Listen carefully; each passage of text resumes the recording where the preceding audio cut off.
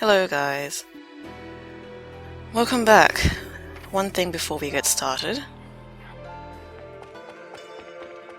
A visit to Figrid again. And we're gonna use these telephones. The cheating telephones. This one here is the one for accessories. Note that I've got 5 million halos at the moment. Now 2. So what do we get for that? I got Bracelet of Time.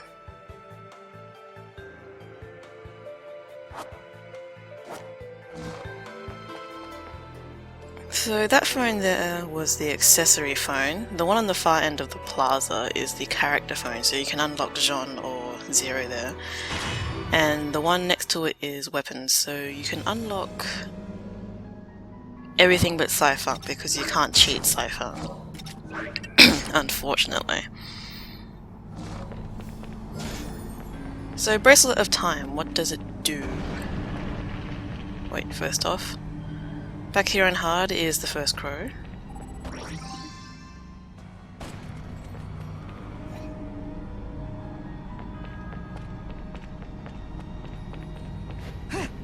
So the Bracelet of Time, so if you cheat to get it, it's 3 million halos. Normally you unlock it by finishing the game on normal or higher, under 3 hours. So typical speedrun guides for that. You can skip anything that isn't optional. Sorry, that isn't mandatory, so stuff that isn't stuck with the gate. Skip Alfheims, obviously. Feel free to cheat using the Kilgore glitch, because it's a speedrun. You don't necessarily need to, but why not? I would suggest playing on normal, because, well, while you can get it on hard or non-stop, why bother?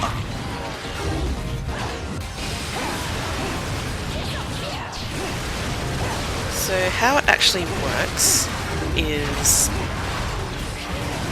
whenever you equip it, you lose the ability to get witch time normally, so you can't get it by dodging, which obviously on non-stop isn't really an issue. So what happens instead is you can trigger witch time whenever you want by pressing the taunt button. That also means that you can't taunt, which is a little bit annoying, I find, sometimes, but you make do with it. And every time you use the Bracelet of Time, Witch Time, you use up magic, and it uses up your magic pretty quickly.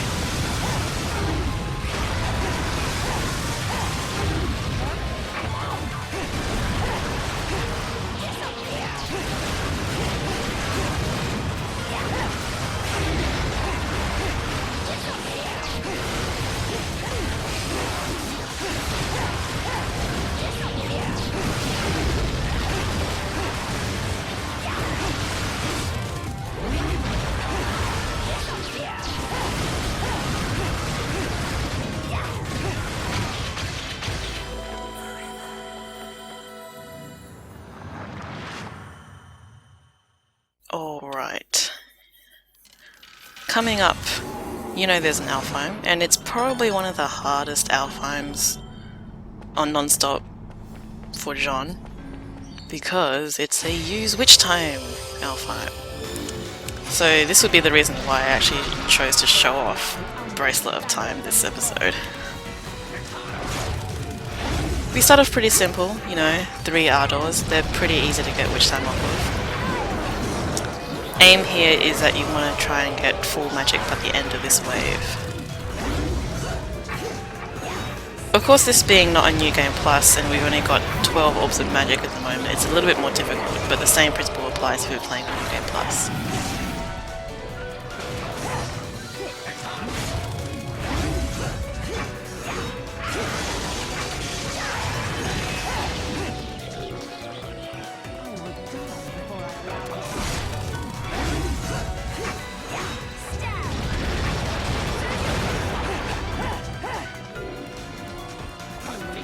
The good thing about these Alfheims with Jeanne is that she gets double combo combo points during which time, so don't need to worry about keeping your combo going. Alright, this is the reason why I got it. We have here 2 Fairness and 1 Fearless. And getting witch time with that combination of enemies is really difficult. Okay, so enemy AI. Normally with 2 Fairness, they do not shoot fireballs and they're very passive. And with Jeanne, I'm pretty sure it's impossible to get witch time off of the bite attack, which with Bayonetta is piss easy. So you want to try and kill one of the Fairness here first off.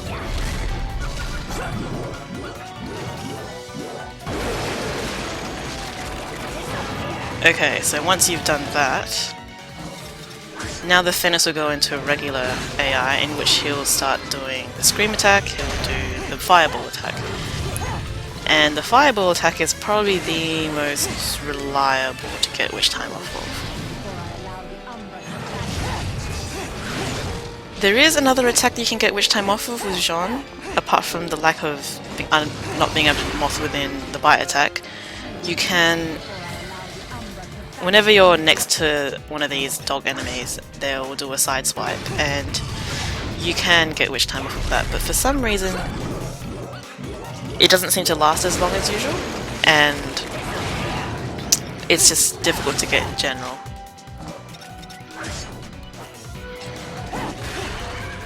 So for a more reliable strategy, use this.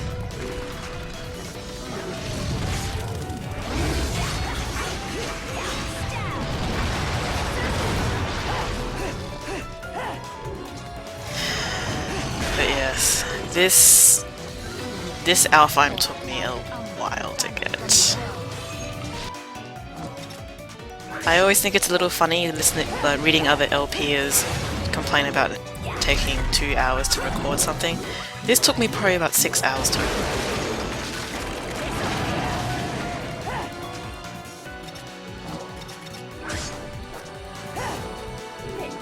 Now the reason I'm not wearing Bracelet of Time, Gaze of Despair, is that these guys when aggroed are really quick on the draw, and I got really twitchy at this point. It just, no.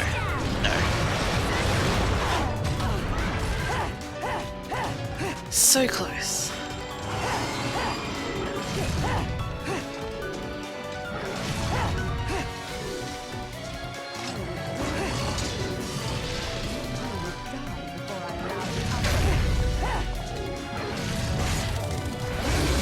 But yes, as you can imagine, trying to do this Alfheim without the Bracelet of Time would have been, I don't know, impossible? I don't know to say impossible, but it would have been very difficult, and I probably would have torn my hair out at that point.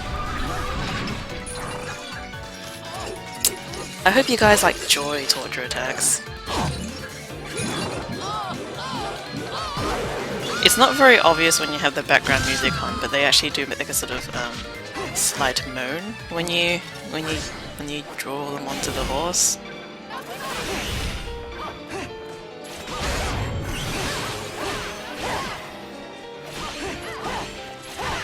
God, that whip attack, so annoying. It has much more range than you think it does.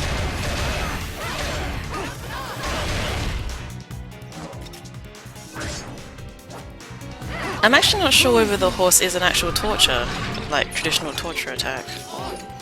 Well, I guess we didn't call them torture attacks in medieval history.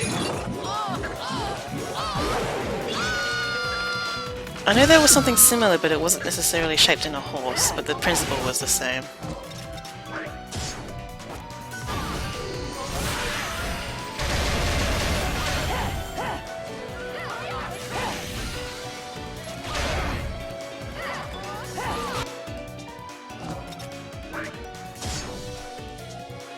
Luckily when you exit out of the menu you can just hold on to L1, it's okay.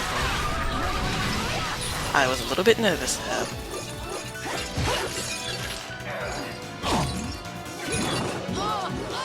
One thing about Joys is that they will respawn if there's less than 3 on the field at the time. So while it wasn't necessarily intentional, you want to try to avoid killing one of them so they don't respawn.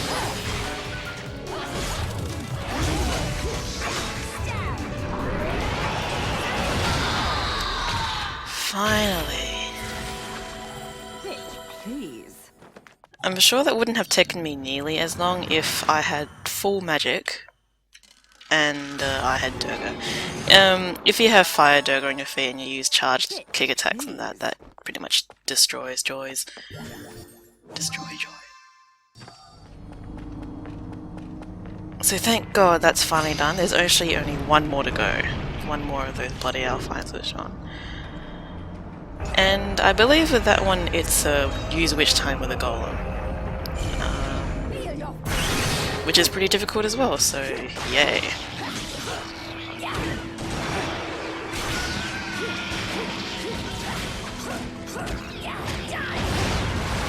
So the whip. I'll be having an information segment on the whip separately. I figured with this episode already being over half an hour, you don't want to add a 5+ minute info section on it. Trust me, it's coming though, because there's actually some interesting mythology with that. Some Albanian and some, I believe, Indian mythology.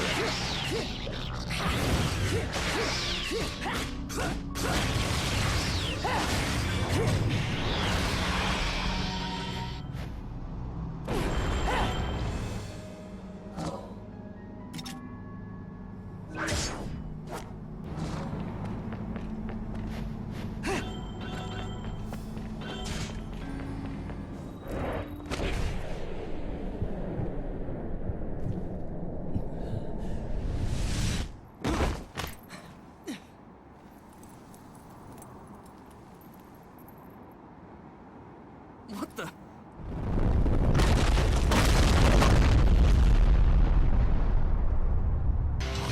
That's a nice boner you got there, Luca.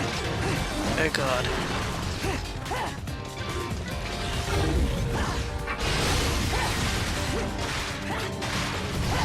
So, witch time in general? Okay, let's talk about that.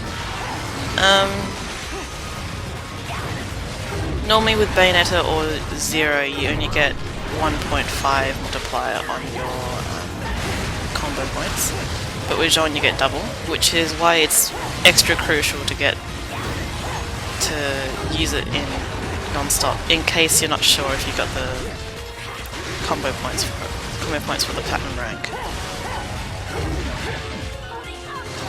And you notice that in Witch Time you can do things that you wouldn't normally be able to do without it. For example, you can pull armored enemies towards you in Witch Time, but if you don't do it in Witch Time, they will shake it off.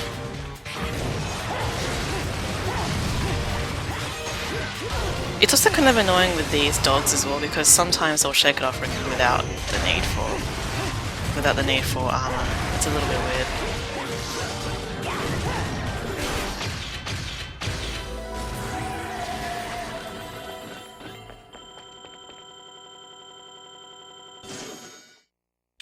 But yes, during Witch Time you actually can do some pretty cool stuff with the whip, because the whip is normally so easily parryable. For example, you can lasso Grace or Glory,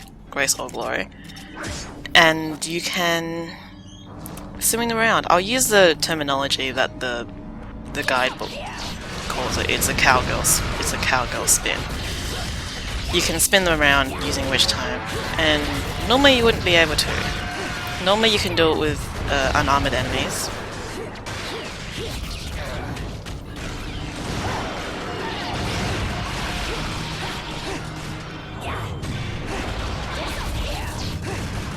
Enemies that aren't armored, you can do it with harmonies? Yes, that's what they're called.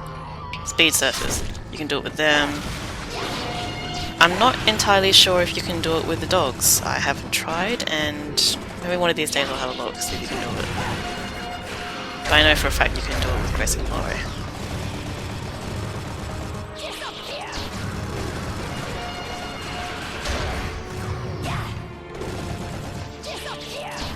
Just building up some magic for the next verse.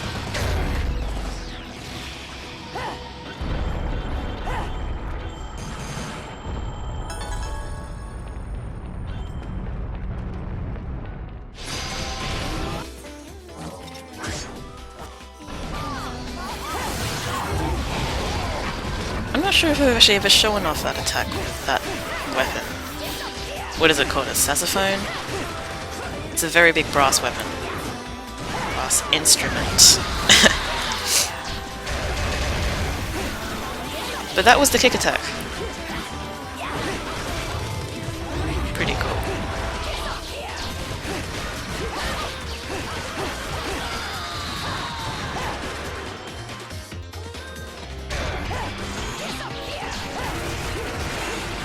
So the whip. You can use it to pull enemies towards you. You can also use it to pull yourself to enemies, which is a little less useful. Pulling enemies towards you is I use it a fair bit whenever I have to use the whip. And you notice that whenever you pull enemies towards you, the attack on the whip changes a little bit, becomes some sort of weird slap attack.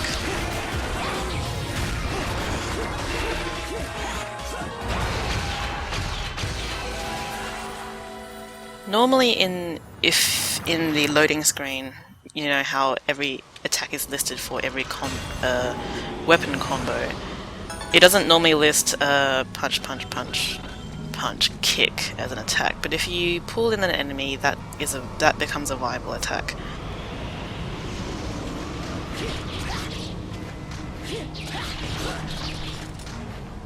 Also, I don't show it off in this chapter, but the whip also gets some of its own special attacks. Some weapons do get their own special moves. Kind of like how with the nunchucks you get the Wicked Weave Pound. I'll be showing it off in the extra video whenever that gets done.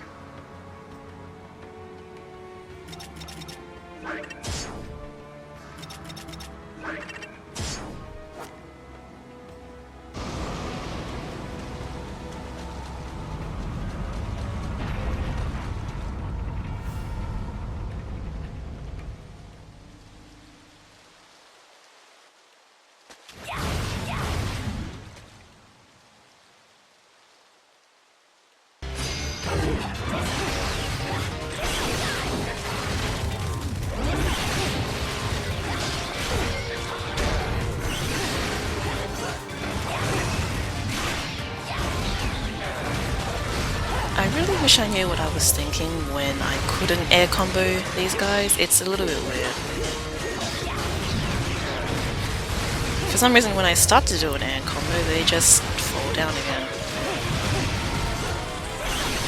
Normally you can afterburner kick enemies almost infinitely because Jeanne, Bayonetta, whatever, will jump off the enemy and reset your counter. Just wasn't happening then.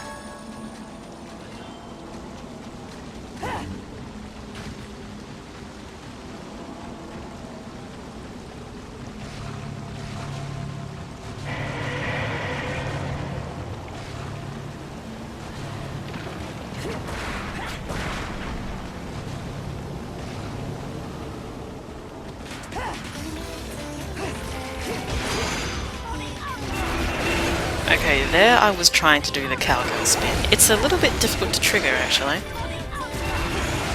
So whenever I don't... Normally the spin attack with the whip just is kind of useless. So whenever you do hear it, I'm actually trying to cowgirl spin. It just never really works.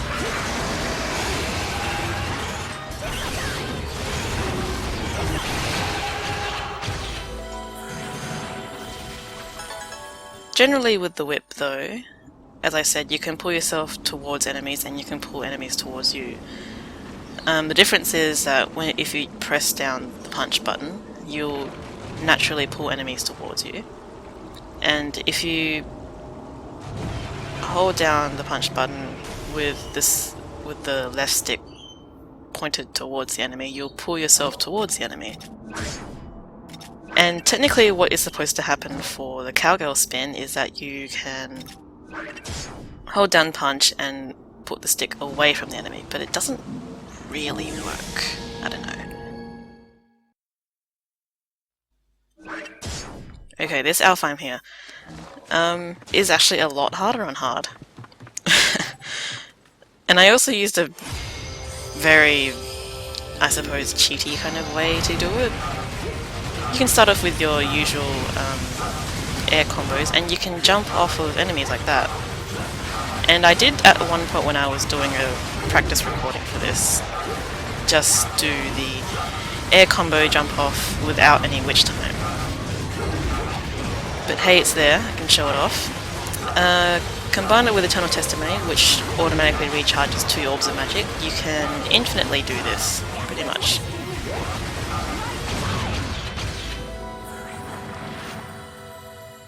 It's the easiest way to do it without your Crow Within ability. You can use that. Admittedly, doing this method required a little bit of cheating, but who's going to know? And yeah, our first instance of a crow inside an Alfheim, that's not the first one. There's one which is a little bit more difficult to get.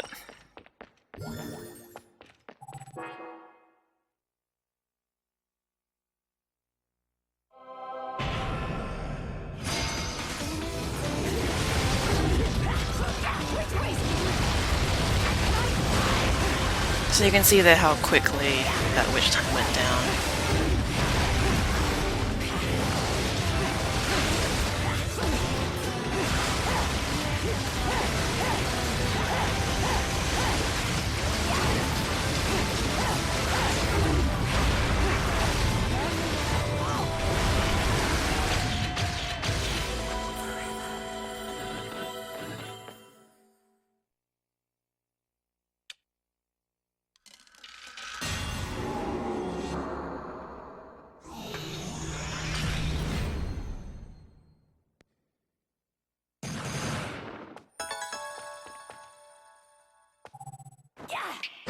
Did I mention yet that Bracelet of Time kind of breaks things?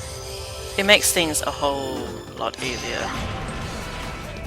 And it becomes almost a little bit of a crutch, because that's what Witch Time basically was. It was a bit of a crutch. It makes it a lot easier to deal with these faster enemies like Grace and Glory.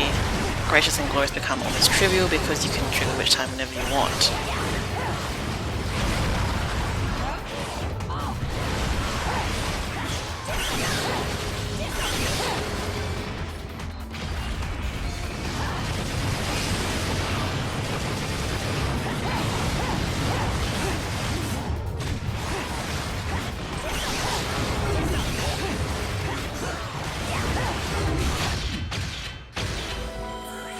I'm sure that Witch Time was probably unnecessary, but it just looks cool. And hey, it's an Alfheim. I can use all the magic I want because I get it back when I leave.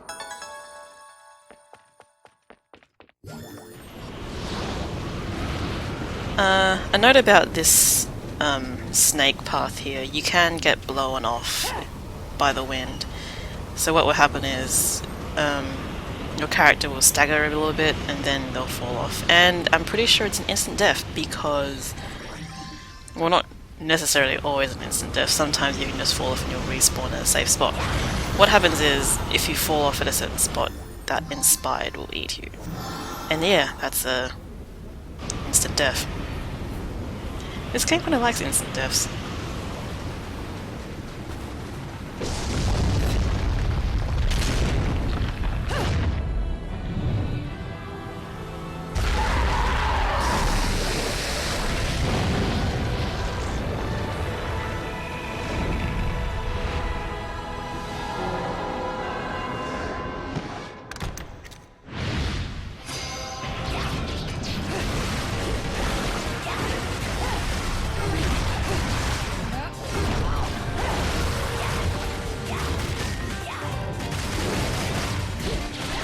Oh, one thing I haven't talked about yet, the description for Bracelet of Time.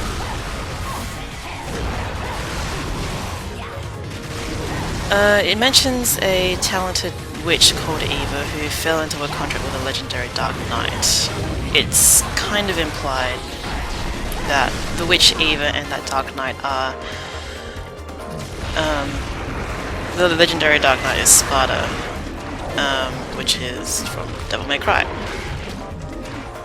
Although in that instance, Eva was a human who fell in love with a demon, so not necessarily exactly the same, but you get the point.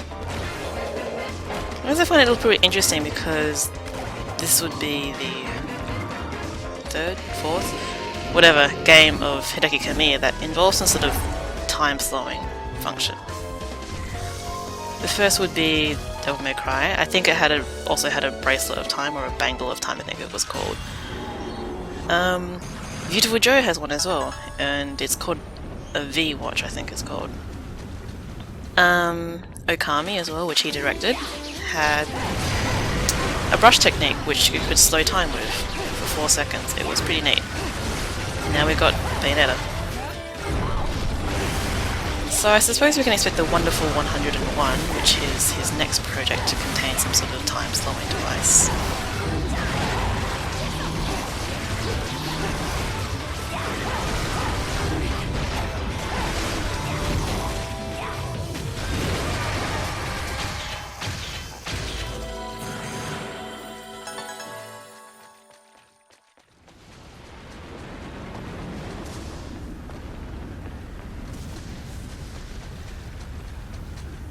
Okay, I'm pretty sure now. Nope, not that. There we go. You can actually control how long you do the cowgirl spin for. The cowgirl spin, that sounds a little bit like some sort of dance thread. You can control how long to use it, and you can actually control where to throw off the enemy as well, which is pretty neat.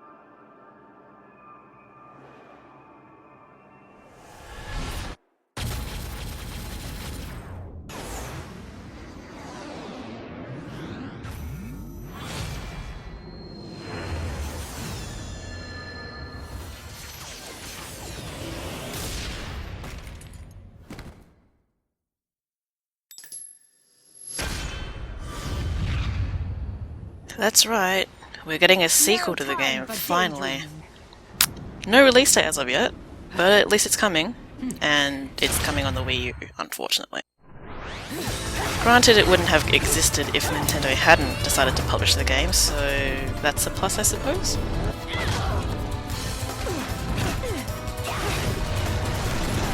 It'll be interesting to see what they do with it, because Hideki Kamiya isn't directing, as seems to be the case with all of his games. He never seems to direct a sequel. Instead, the producer of this game, Yusuke Hashimoto, is producing it. I'm not too worried though, because Hideki is still supervising. It should be fine. But it'll be interesting to see what they're doing with it, because it looks like they're going to be doing a before all the witches died kind of thing. Could be wrong though. Those cretins fouled it all up again. But perhaps this can be to my advantage. Okay, Jeanne fight. I vaguely remember people complaining that I killed this bitch way too quickly on my normal playthrough. Reason being is that I really, really hate these fights. The camera goes absolutely crazy and you can't rely on it doing it what you want it to do. Someone actually messaged me on YouTube asking me how the hell to deal with Jeanne, and my advice is to just go all out and try and kill her as fast as you can.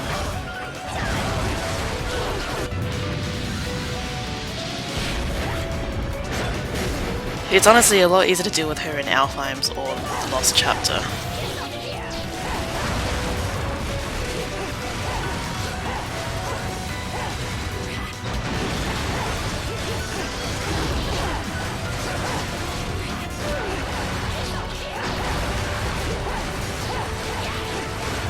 I honestly can't think of a way to make these fights go longer, to be honest, because what with Jeanne having more powerful weapon waves to begin with, and her not having that much health, it's not that hard to kill her.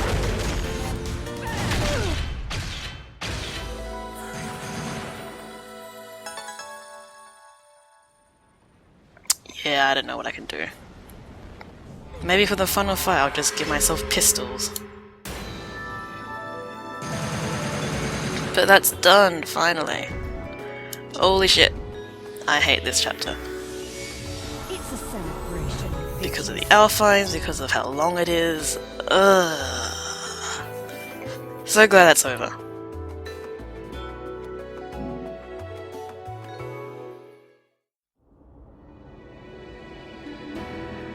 Alright, so next time we'll be at the Lost Holy Grounds? No, that's the name of this chapter, dumbass. Anyway, thanks for watching, thanks for bearing with me, and I'll see you next time whenever I come out with a video.